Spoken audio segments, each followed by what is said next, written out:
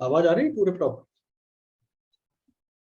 नमस्कार दर्शकों, स्वागत है आपका हमारी खास पेशकश में। हिंदी सिनेमा के महानायक अमिताभ बच्चन के द्वारा होस्ट किए जाने वाले रियलिटी शो कौन बनेगा करोड़पति 14 का क्रेज अभी भी बना हुआ है। देश के कोने कोने से सालों से हॉट सीट पर बैठने का इंतजार कर रहे कंटेस्टेंट आते हैं जो जनरल नॉलेज के दम पर करोड़पति बनने का ख्वाब देखते हैं। केबीसी के मंच पर कैसे जा सकते हैं, किस तरह से तैयारी की जाती है, शो से जुड़े अहम सवाल के जवाब हम जानेंगे। आज हमारे साथ बहुत ही खास शख्सियत मौजूद हैं, शिक्षाविद और करंट अफेयर्स के एक्सपर्ट। कई सालों से एमपीपीएससी और यूपीपीएससी की छात्रों को तैयारी करा रहे डॉक्टर अभिषेक खरे जी हमारे साथ मौजूद हैं। सर, बहुत बहुत स्वागत है आपका हमारी इस खास पेशकश में। नमस्कार श्रीकांत जी। सर, सबसे पहले तो हम आपसे यही जानेंगे कि केबीसी 14 का क्रेज अभी भी जारी है और कई प्रतिभागी इसमें जाने का ख्वाब देखते हैं। तो सर, वो पहली सीढ़ी क्या होती है वहां पर जाने की? क्योंकि कई सवाल हैं सर, मैं सिलसिलेवार तरीके से आपसे पूछूंगा, लेकिन बेस यहीं से सर क्लियर करते हैं। जी देखिए श्रीकांत, सबसे पहली चीज तो ये है कि केबीसी का ये 14वां सीजन आ गया है। ये स्टार्ट हुआ था वर्ष 2000 से और वर्ष 2000 से मुझे वो डेट भी याद है, 3 जुलाई वर्ष 2000 को इसका पहला एपिसोड टेलीकास्ट हुआ था। उस दौरान हम लोग भी काफी कोशिश कर रहे थे। उस समय तो ये क्या था कि आपको एसटीडी लगा के वो टेलीफोन से कॉल करना था। तो उस समय से जो क्रेज बना है केबीसी का वो आज भी खत्म नहीं हुआ। और from first episode to 14 episode, अगर हम सीजन की बात, मतलब 14 सीजन की बात करें, तो सबसे इंपॉर्टेंट चीज जो रही है चयन होने की। मतलब आप हॉट सीट तक तो बाद में पहुंचेंगे, पहले केबीसी का फर्स्ट सेकंड राउंड तो क्लियर करें। तो उसके लिए जो मुझे समझ में आता है, क्योंकि देश में देखिए कि इतनी बड़ी जनसंख्या है और उस जनसंख्या का अगर मुझे लगता है कि 10% हिस्सा भी अगर इसको ट्राई कर रहा होगा तो 10-20 करोड़ लोग तो ट्राई कर ही रहे हैं। तो उन 10-20 करोड़ लोगों में कुछ लोगों में अगर आने में आपके पास आपका प्रयास तो है ही, उसके साथ साथ आपका लक होना चाहिए। जो मुझे लगता है कम से कम पहले राउंड में सिलेक्शन के लिए तो आपका लक बहुत जरूरी है। कई वर्षों से कई ऐसे लोग हैं जो बहुत होशियार हैं, बहुत इंटेलेक्चुअल हैं, बहुत पढ़ाई कर रहे हैं, इवन बहुत सारी प्रतियोगी परीक्षाओं की तैयारी कर रहे हैं, लेकिन उनका चयन नहीं हुआ। लेकिन जिन लोग का लग रहा, कई बार आप देखते हैं कई ऐसे बहुत ही आम टाइप के लोग आ जाते हैं, कई साधारण से घरों से आते हैं, कई बहुत ही आम सा काम कर रहे होते हैं, किसान आ जाते हैं, टैक्सी वाला आता है, पान वाले आते हैं। तो वो लक का बहुत बड़ा खेल है। तो इसलिए मुझे लगता है कि कम से कम जो फर्स्ट राउंड में चयन है, शुरू में जो चयन है, उसमें लक का खेल है। फिर आपका नॉलेज तो बाद में वहां हॉट सीट पर बैठने के बाद टेस्ट होने वाला है। शुरू में तो लक ही है। ओके, मतलब स्टार्टिंग जो सीढ़ी है सर, वो पूरी एक तरह से किस्मत पर निर्भर करता है कि आप उस शो के अंदर जाएंगे या नहीं जाएंगे।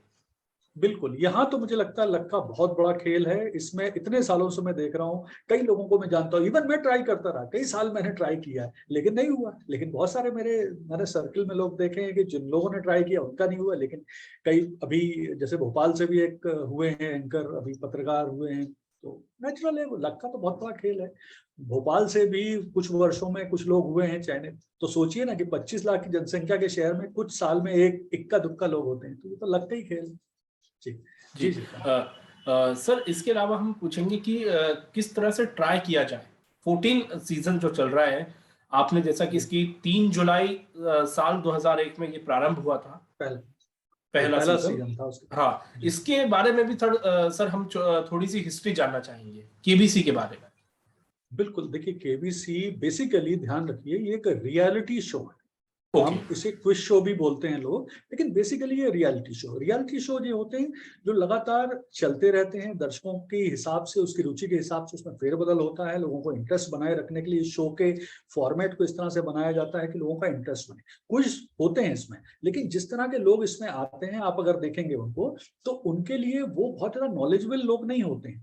लेकिन उनसे उस तरह के क्वेश्चन पूछना, जितना उनके पास नॉलेज है, जितना उनका आईक्यू है, जितनी उनकी समझ है, तो इसीलिए ये रियलिटी शो ज्यादा है, ना कि क्विज शो। मैं तो इसको ऐसा ही मानता हूँ। लेकिन सर, आपके इस विश्लेषण से, सर यहाँ पे माफ कीजिएगा, इंटरप्ट कर रहा हूँ, आपके इस विश्लेषण से सर उन लोगों के लिए ये बहुत अच्छी खबर होगी कि वो भी इसमें प्रयास कर सकते हैं। बिल्कुल हर आदमी प्रयास कर सकता है, बल्कि ना सिर्फ प्रयास करता है। अगर आप देख रहे हो इतने सालों से ये शो चल रहा है, बहुत सारे ऐसे लोग हैं जो लगातार इसमें जीते हैं, जिनका ना कोई पढ़ने लिखने से संबंध था, ना कोई बहुत ज्यादा उनका नॉलेज था, ना आईक्यू था, लेकिन वो भी जीते। तो इसका मतलब ये है कि इस फॉर्मेट को इस तरह से डिजाइन किया गया है कि लोगों की रुचि बनी रहे। देखिए, अगर कोई एक साधारण सा व्यक्ति आके बैठ जाएगा हॉट सीट पे और वो जवाब नहीं दे पाएगा, तो लोगों का इंटरेस्ट ही नहीं होगा। उनको लगेगा ये तो इंटेलेक्चुअल लोगों का है, कोई पढ़े लिखे लोगों का है, कोई तैयारी कर रहा है प्रतियोगी परीक्षाओं की, उसका शो है। लेकिन वो व्यक्ति जब जीतता है, आप देखते हैं एक गांव का आदमी आ गया, कोई पान की दुकान वाला आ गया, ऑटो वाला आ गया, या बहुत साधारण से बैकग्राउंड से लोग आ गए और वो जीत जाते हैं, तब लोगों का इंटरेस्ट बनता है। इसीलिए मैंने कहा कि ये रियलिटी शो रियलिटी है, ना कि एक कुछ। बहुत सुंदर विश्लेषण करा सर आपने। और ऑडियंस का चयन किस तरह से किया जाता है सर इसमें? देखिए, एक मजेदार चीज आपको बताता हूँ कि जो ऑडियंस हमें देखने को मिलती है केबीसी में, तो सबको ये लगता है कि ये ऑडियंस का चयन किया जाता होगा जो परिवार हैं, रिश्तेदार हैं, परिचित हैं, या केबीसी के लोग हैं, उनमें से आते हैं। लेकिन मैं आपको मजेदार सच्चाई बताऊं, 85% जो ऑडियंस होती है वहां बैठती है, वो प्रोफेशनल होती है। वो ऑडियंस के रूप में बैठने के लिए ही उन्हें पैसा मिलता है। और वो जो ऑडियंस होती है, आप उसे दूसरी तरह शब्दों में जूनियर कलाकार कह सकते हैं। वो जूनियर आर्टिस्ट होते हैं जिनको वहां बैठने के लिए दिन भर पैसे दिए जाते हैं। और वो इतने प्रोफेशनल होते हैं कि 85% बोल रहा हूं मैं, ऑडियंस जो हमेशा क्राउड जो प्रोवाइड करते हैं किसी रियलिटी शो के लिए, उनके थ्रू आती है। जो प्रोफेशनल होती है, उन्हें पता होता है कि कहाँ पे हंसना है, कहाँ ताली बजाना है, कहाँ, सब कुछ उन्हें पता होता है। यहाँ मैं कुछ चीजें और बताता हूँ, थोड़ी सी रोचक चीजें हैं कि उन ऑडियंस में जो लोग बैठते हैं, उनके मोबाइल ले लिए जाते हैं, उन्हें बातचीत करने के कोई परमिशन नहीं होती, उन्हें उसका पैसा दिया जाता है चूंकि, तो उन्हें पूरी तरह से प्रोफेशनली एक्ट करना पड़ता है। हाँ, और जो बची हुई 15% जो जनता है, वो आती है कंसल्टेंट जो होते हैं उनके रिश्तेदारों से, जो इसके स्पॉन्सर होते हैं, इस केबीसी के, उनके जो स्पॉन्सर होते हैं उनको कुछ टिकट दिए जाते हैं ऑडियंस के वो। और कई बार केबीसी अपने प्लेटफॉर्म पे भी ऑडियंस के लिए कुछ जगह निकालता है, लेकिन वो बहुत कम। तो प्रमुख रूप से जो ऑडियंस होती है वो बहुत ही प्रोफेशनल, और वो एक्चुअली में जूनियर आर्टिस्ट होते हैं जो वहां बैठते हैं। तो इसमें जाने के चांसेस ऐसे एक आम आदमी के बहुत ही कम हैं। प्रॉपर प्रोफेशनल लोग ही वहां बैठे हुए हैं जो जूनियर आर्टिस्ट हैं बेसिकली, ऑडियंस के रूप में। जी हाँ। जी ये लोगों जी को एक बड़ी गलतफहमी लगती है, उनको लगता है अच्छा अलग अलग जगह से आके लोग बैठे होंगे, लेकिन नहीं, वो पूरे कलाकार ही हैं, जूनियर कलाकार ही, जो एक्स्ट्रा जिनको हम कहते हैं वो होते हैं। जी। अब सर मैं आपसे एक सवाल करना चाहता हूँ जो लोगों की जिज्ञासा भी बना हुआ है। अमिताभ बच्चन जी कितनी फीस लेते होंगे सर? क्योंकि उन्हीं की वजह से ये लोग भी कहते हैं कि वो शो जो है वो निरंतर चल रहा है। जी, ये बात तो सही है कि इस शो की जान, सेंटर, और जो इस शो को इतना लोकप्रिय बनाया है देश विदेश में, वो अमित जी की वजह से ही ये इतना शो लोकप्रिय हुआ है। तो मैं फीस का आपको थोड़ा विश्लेषण करके बताता हूँ, कैसे मिलती है, क्या मिलती है। देखिए, एग्जैक्ट कितनी फीस मिलती है ये बता पाना तो लगभग असंभव है, लेकिन मैं आपको लगभग एक आइडिया दे देता हूँ जिससे पता चल जाए। जैसे मैं पहले सीजन की बताता हूँ। जो फर्स्ट सीजन आया था 2000 में, उसमें अमित जी की फीस थी 25 लाख रुपए, वो घोषित है, वो लोगों को पता है। फिर सीजन के साथ साथ उनकी फीस बढ़ती गई, और मैं अगर वर्तमान की बात करूं तो ये 14वां जो सीजन चल रहा है, इसमें इनकी फीस है लगभग 3 से 5 करोड़ पर एपिसोड। अच्छा, अब इसमें थोड़ा सा मैं क्लियर करता हूँ चीजों को। मैं कह रहा हूँ 3 से 5 करोड़, तो ये 3 से 5 करोड़ का अर्थ क्या होगा, एग्जैक्ट कितनी मिल रही है ये नहीं पता है किसी को, लेकिन ये इस रेंज में मिल रही है, ये लगभग ओपन। अब इसे कैसे देते हैं वो मैं बताता हूँ। देखिए क्या होता है, 5 करोड़ एक अपर कैप है, ऊपरी कैप है, और 3 करोड़ मिनिमम कैप है कि इतना तो मिलना ही है। 5 करोड़ इनको मिल सकता है कैसे? अगर शो की टीआरपी शुरू से अच्छी चलेगी तो उन्हें पर एपिसोड 5 करोड़ मिलेंगे लगभग, मतलब इसमें कम ज्यादा भी हो सकते हैं, लेकिन एक कैप लगा हुआ। और अगर टीआरपी कम रहेगी तो 3 मिलेंगे, मतलब 3 से 5 के बीच में, या जो भी और उनकी अपनी डीलिंग हो उस तरह से। तो टीआरपी, जी, टीआरपी बेस है ये, जितनी टीआरपी शो की होगी उस तरह से इनको पेमेंट मिलता जाएगा। लेकिन एक चीज बहुत पक्की है कि हर एपिसोड में करोड़पति बनते हैं अमित जी। वो प्रतिभागी बने या ना बने, लेकिन अमित जी हर एपिसोड से करोड़पति बनते हैं। और एक दिन में जो शूटिंग होती है, वो आप मान के चलिए लगभग 8 घंटे 9 घंटे शूटिंग होती है। तो उसमें कई बार 1 2 3 एपिसोड भी शूट हो जाते हैं। तो इसका मतलब है कि आप अंदाज लगाइए कि वो एक एपिसोड से उनको 3 से 5 मिलना है, और एक दिन में वो कई बार 3 एपिसोड भी शूट कर लेते हैं, 4 भी कर डालते हैं। तो कितने पैसे उनको पर एपिसोड मिल रहे होंगे। यानी ये पक्की बात है, करोड़पति अमित जी बनने वाले हैं और बनते हैं। बाकी तो लक का खेल है, जो बन जाए। जी सर, जो पैसे जीतते हैं प्रतिभागी कंटेस्टेंट, उसका एक एस्टिमेट मैं आपसे जानना चाहता हूं कि जो राशि जीत ली है उन्होंने, अगर उदाहरण के तौर पर 12,50,000 रुपए जीते हैं, तो टैक्स कट के उनके अकाउंट में कितना आएगा? जी, यहाँ एक बहुत मजेदार है और लोगों को बहुत रुचि है इस प्रश्न में कि जब वो बोलते हैं, देखो आप लोग देखो कई बार अमित जी डिजिटली ट्रांसफर करते हैं, वो टैब हाथ में लिए रहते हैं कि ये मैं प्रतिभागी के अकाउंट में इतने पैसे ट्रांसफर हो, ये मैंने ट्रांसफर किए, ये मैंने क्लिक किया और ट्रांसफर हो गए। इससे पहले वो चेक पे साइन करके देते। तो दोनों ही चीजें केवल दिखाई जाती हैं, शूटिंग का पार्ट है। एक्चुअली में जो पैसा ट्रांसफर होता है वो ना तो वो टैब से होता है ट्रांसफर, और ना ही वो जो चेक साइन करते थे उससे होता है। वो सिर्फ शो का पार्ट है कि शो में वो दिखा दिया जाता है, क्योंकि एक्चुअल में जब वो लिखते हैं कि 10 लाख ट्रांसफर किए, तो वो 10 लाख तो ट्रांसफर होते ही नहीं है ना प्रतिभागी को। प्रतिभागी को जो ट्रांसफर होते हैं वो देखिए, भारत में जो टैक्स सिस्टम है जिस तरह का, तो इस तरह के जो गेम शो हैं इनमें इनको लॉटरी के अंतर्गत रखा जाता है, जिसमें 30% तो टैक्स लगता है, फिर इस टैक्स के ऊपर सेस लगता है, और सेस के ऊपर सरचार्ज लगता है। मतलब मैं मोटे तौर पे आपको बता दूं, अगर कोई प्रतिभागी 1 करोड़ रुपए जीत रहा है तो लगभग 33 लाख रुपए उसके टैक्स, सरचार्ज और सेस में कट जाएंगे, यानी उसको लगभग 67 लाख रुपए के आसपास मिलेगा। और वो भी तुरंत नहीं मिलता, जैसा कि उन्होंने कहा कि ये मैंने क्लिक किया और आपके अकाउंट में पैसे ट्रांसफर, ऐसा नहीं होता है। इसमें चैनल उस पैसे को ट्रांसफर करता है उस व्यक्ति के अकाउंट में, उस प्रतिभागी के अकाउंट में, और इस प्रोसेस में टाइम लगता है। ये ऐसा नहीं होता कि आज एपिसोड टेलीकास्ट हुआ और कल सुबह उसको पैसा मिल गया, ऐसा नहीं होगा। इसकी बाकायदा फॉर्मेलिटीज होती हैं, बैंक के प्रोसेस होते हैं, चैनल का प्रोसेस होता है, और इसमें कई बार 1 महीने 1.5 महीने भी लग जाता है उसको पैसे एक्चुअल में मिलने। तो ये चीज ध्यान रखना बहुत जरूरी है कि जितने बोले जाती है यानी कौन बनेगा करोड़पति, तो अगर उसने 1 करोड़ भी जीता है तो टेक्निकली वो 67 लाख ही जीत पा रहा है। ये चीज को समझना आवश्यक है। बिल्कुल बिल्कुल। और सर हम आपसे ये भी जानेंगे कि प्रतिभागी इसमें जाने के लिए तैयारी कैसे कर सकते हैं? देखिए, तैयारी का जैसा मैंने कहा ना कि पहले ये सवाल तो इसलिए भी महत्वपूर्ण हो जाता है सर, क्योंकि आप एक कैरियर काउंसलर हैं, बहुत अच्छे से बता सकते हैं, और कम समय में लोग वहां जाए, वो भी टिप्स आप दीजिए। मैं इसको बताता हूँ कि कैसे जा सकते हैं। तो जैसा मैंने शुरू में ही बताया था अपने पहला प्रश्न पे, कि सबसे पहले तो आपके पास जो तैयारी आपको करना है वो आपको भगवान की प्रेयर करना है, प्रार्थना क्या करना है बात कि है सर, भाई बहुत आपका बढ़िया। चयन हो जाए। तो पहले तो वहां से शुरुआत करनी। जी जी। चयन जब तक आपका नहीं होगा तब तक आपकी तैयारी भी किसी काम की नहीं। तो पहले तो भगवान से प्रार्थना करिए कि हम देश के उन कुछ लोगों में आ जाएं जो केबीसी में चयनित हो जाएं, क्योंकि उसमें भी 3 राउंड है, 3 राउंड के बाद चयन होना है।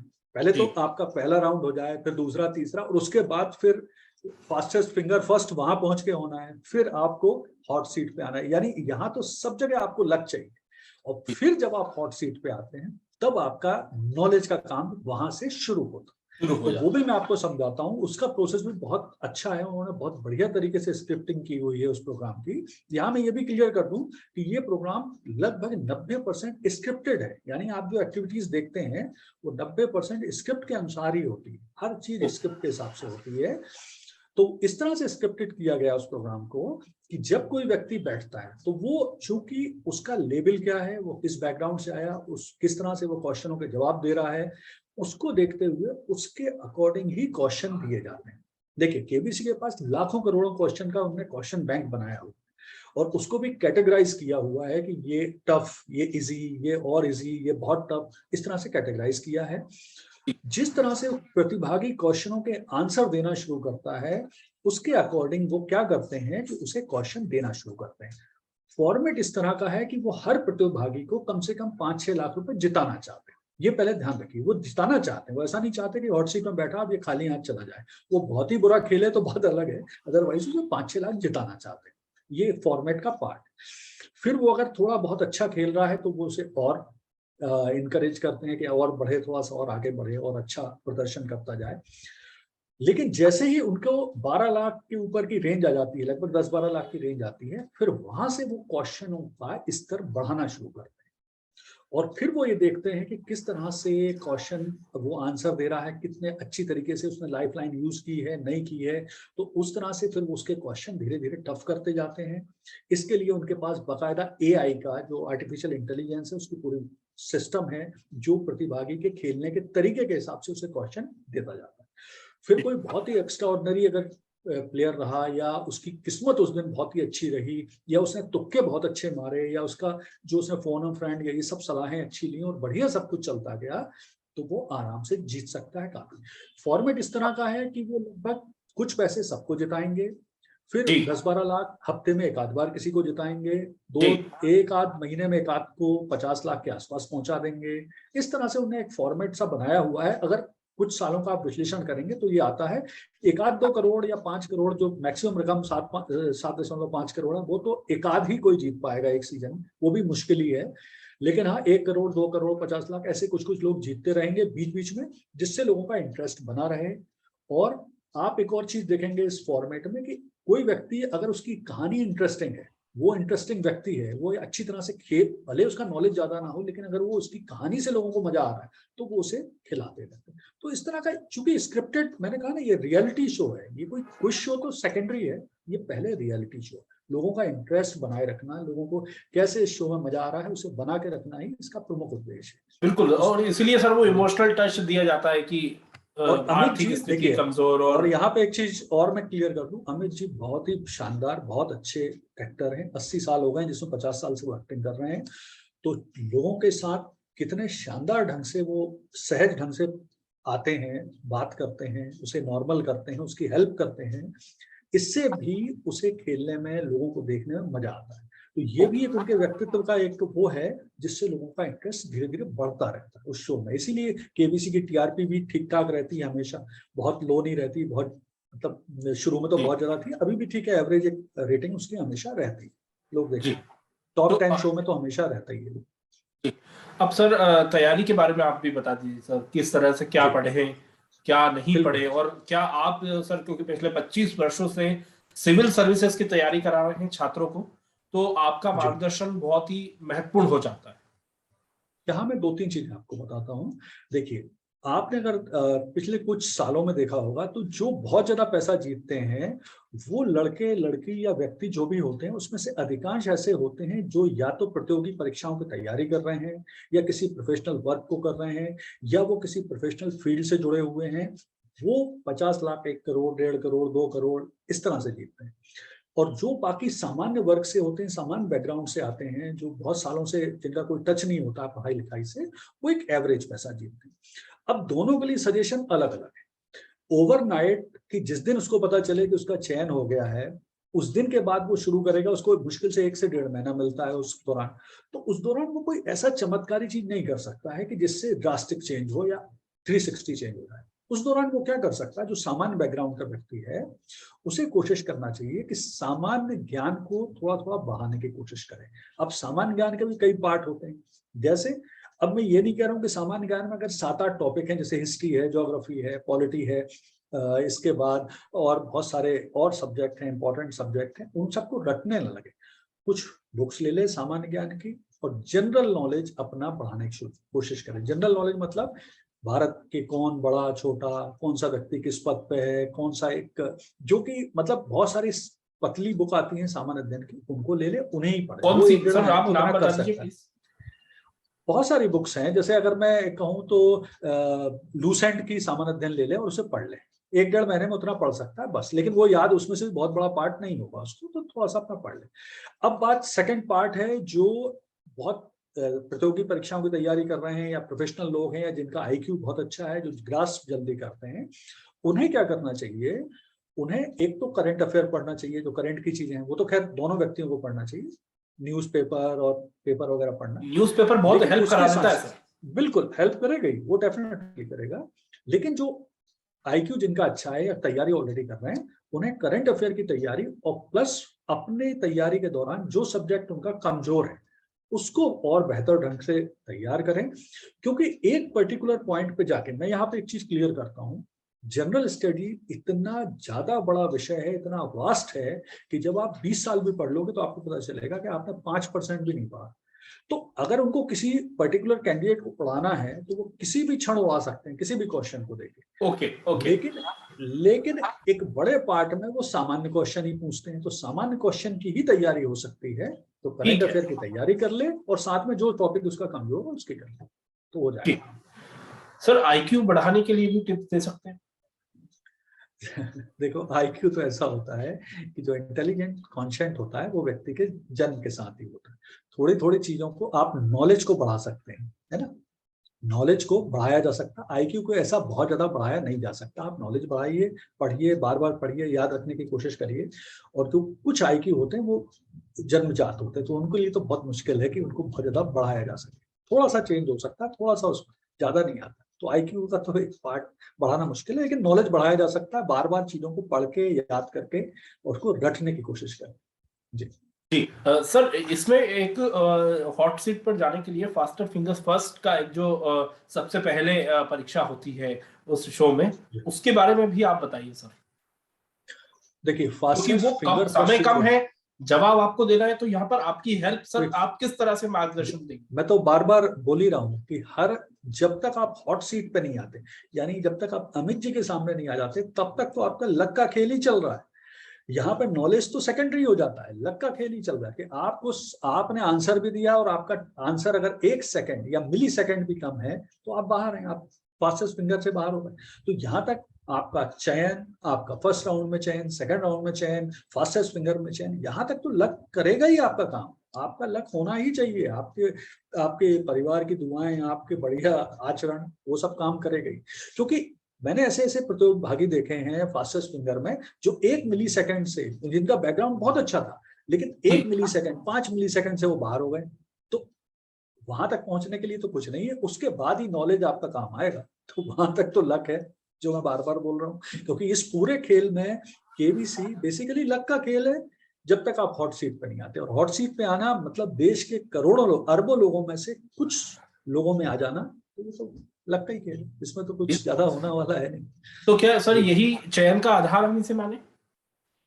चयन का आधार तो लकी है यार। यहाँ तो जब तक हॉट सीट पे आप नहीं बैठते, पैसा जीतना एक अलग पार्ट है, वहां नॉलेज आपका काम आ सकता है, आपका एक्सपीरियंस काम आ सकता है, आपकी पुरानी पढ़ाई काम आ सकती है, आपकी करंट अफेयर की पढ़ाई काम आ सकती है, आपका न्यूज देखना, न्यूज सुनना, लोगों से बात करना काम आ सकता है। लेकिन वहां तक पहुंचने के लिए तो लकी चाहिए। यहाँ तो मैं श्योर हूँ, क्योंकि 20 साल से मैं ऐसे कई लोग को देख रहा हूँ जो बेचारे ट्राई कर रहे हैं और आज तक नहीं पहुंचे। जी बिल्कुल सर, अभी आपने बताया कि प्रतियोगिता की जो भी किताबें होती हैं, सामान्य ज्ञान, जनरल स्टडी, वो आप पढ़ सकते हैं 1-1.5 महीने में। लेकिन जो प्रोफेशनल हैं, जो लंबे वर्ष से यूपीएससी सिविल परीक्षा की तैयारी कर रहे हैं, उनके लिए तैयारी किस तरह से आप बताएंगे कि वो कैसे करें? जी, मैं उनका भी बता रहा हूँ, जैसा मैंने शुरू में बताया था, मैं फिर से बताता हूँ। जो पहला सीजन था वर्ष 2000 का, केबीसी का फर्स्ट सीजन था, उसमें जो विजेता बना था उनका नाम था हर्षवर्धन नवाथे, और वो सिविल सर्विस की तैयारी कर रहे थे। फिर जी, आपने बीच में देखा होगा, एक सिलेक्ट हुए थे कुमार समथिंग, मैं नाम थोड़ा सुशील भूल रहा हूँ कुमार, अभी कुछ साल, सुशील कुमार, वो भी 5 सिविल करोड़ सर्विस रुपए की जीते। तैयारी कर रहे थे। जी, वो भी सिविल सर्विस की तैयारी कर रहे थे। इसके अलावा और बहुत सारे ऐसे हैं जो 1-1 करोड़ या 50 लाख या 80 ऊपर जीते, वो भी सब तैयारी वाले। तो वो ऑलरेडी एक अच्छा खासा उनका नॉलेज बेस था पहले से। लेकिन लेकिन उनको लेकिन क्या सर, करना हमने है, इस शो में ऐसा भी देखा है कि जो गृहिणी महिला है वो भी करोड़पति जीत रही है, जबकि मैंने वो आपको 12th पास मैंने है। मैंने आपको एक चीज बताई, क्यों जीतती हैं वो। इस शो को बेसिकली ये रियलिटी शो है, ये कोई क्विज शो ओके, नहीं है। अगर ओके। ये हार्डकोर क्विज शो होगा तो फिर हमारा एक आम आदमी का इंटरेस्ट, आपकी माता जी का, घर में रहने वाले एक पिताजी का, दादाजी का इसमें इंटरेस्ट कैसे होगा। इंटरेस्ट तभी होगा जब वो देखेंगे कि एक बहुत ही सामान्य बैकग्राउंड का व्यक्ति पैसे जीत रहा है, तब जीत उनका रहा है। इंटरेस्ट बढ़ेगा इसमें। लेकिन अगर पढ़े लिखे लोग ही जीतते रहेंगे तो लोगों का भी इंटरेस्ट नहीं होगा। तो इसीलिए ये रियलिटी शो है, इसमें हर ऐसे व्यक्ति को भी वो इनकरेज करते हैं, आगे बढ़ाने का मौका देते हैं, उसे जीतने का भी अवसर देते हैं, उसके स्तर के क्वेश्चन देते हैं जिसे वो हैंडल कर सके। इसलिए ओके। इसमें जो एआई है, आर्टिफिशियल इंटेलिजेंस, उसका भी बहुत ज्यादा यूज करते हैं वो, कि व्यक्ति के आईक्यू नॉलेज के हिसाब से उसे क्वेश्चन पुट करते हैं जिससे वो उसे खेल सके। जैसे ही अच्छे आईक्यू का व्यक्ति आता है, क्वेश्चन का स्तर बढ़ा देते हैं। जैसे एक सामान्य आईक्यू के व्यक्ति है, सामान्य बैकग्राउंड से, उसके लिए सामान्य क्वेश्चन। इसीलिए लोगों का इंटरेस्ट इसमें बना रहता है, इतनी वैरायटी रहती है इस शो जी, में। जी। बिल्कुल सर, बहुत ही महत्वपूर्ण आपने टिप्स दी, और अगर ये टिप्स को अगर आप फॉलो करेंगे तो निश्चित रूप से आप भी अपने सपने साकार कर सकते हैं। और जैसा कि सर ने बताया कि कोई भी काम जो है मुश्किल नहीं होता, दृढ़ इच्छा होनी चाहिए, तभी सफलता मिलती है। बहुत बहुत शुक्रिया सर, आपने हमारे लिए वक्त निकाला। धन्यवाद।